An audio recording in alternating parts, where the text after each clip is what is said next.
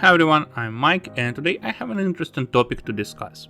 Recently I've been traveling and I rented a Dodge Challenger, and the name of a trim of that car was GT, and that actually gave me an idea. Can we consider the Dodge Challenger as a GT car? So first of all, what is GT? And well, it stands for Grand Tourer. The name comes from Gran Turismo and it's like European races, whatever. But Grand Tourer as a car, what it is? That's a type of car which meant to be suitable for high-speed, long-distance drives, and it should be luxury and have a great performance. Also, cars which fit into this class have some common features. For example, it's a front-engine vehicle, so it's not like really a sport cars like Ferraris or something like that, so front-engine. Rear-wheel drive. I assume that some modern cars might have all-wheel drive, but classically it's rear-wheel drive. Why? Because it's a bit complicated to have a high-performance car with the front-wheel drive. Also, that's a two-door coupe vehicle.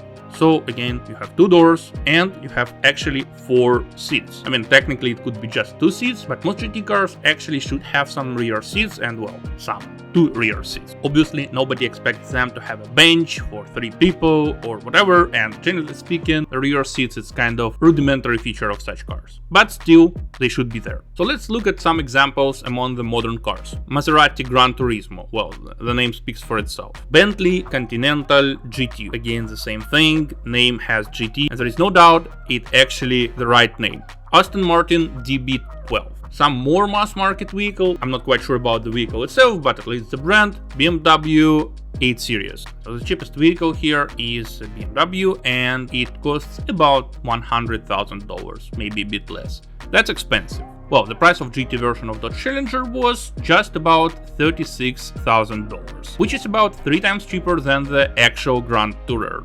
Now let's go back to definition, what we said in the beginning. So high-speed, long-distance driving. And here is kind of an interesting thing. I think that Dodge Challenger, well, actually is fine for driving fast. I mean, I tried to drive it fast and it wasn't scary or anything. Not quite sure how well it would do on a German Autobahn, but on the other hand, I don't think actually the Grand Tourer is meant to be driven on the Autobahn. It's more about driving somewhere in a nice place in France or Italy. And actually that brings us the second part of driving, which is handling. When I was driving Challenger on the mountain roads with a lot of turns, I was the slowest in the traffic. And at the same time, let's say when I'm driving my own BMW 3rd Series, I kind of don't hesitate to drive a bit faster on some mountain roads.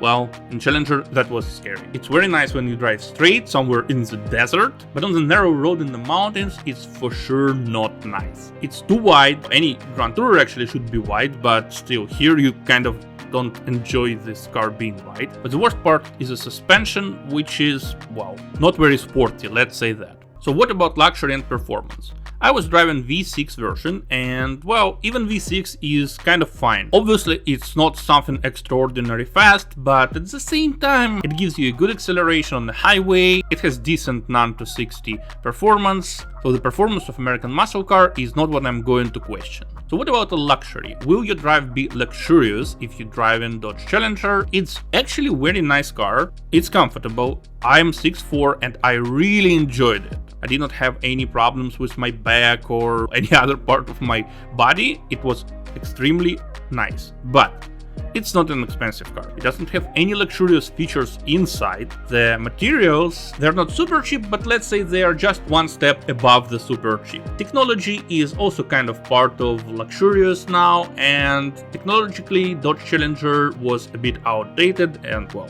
that kind of explains why they decided to discontinue it. So what's the conclusion? Well, I think it's obvious, Dodge Challenger is not a GT car, but on the other hand, if you, let's say, drive through Nevada and you kind of just want to do it comfortably and you want a high-speed vehicle, then probably it should do the job. So in some circumstances, I think Dodge Challenger actually can be very close to what you would call a Grand Tourer. Unfortunately, not in all circumstances. So that's it for today. Please share your thoughts in the comments section, press the like button, subscribe on my channel.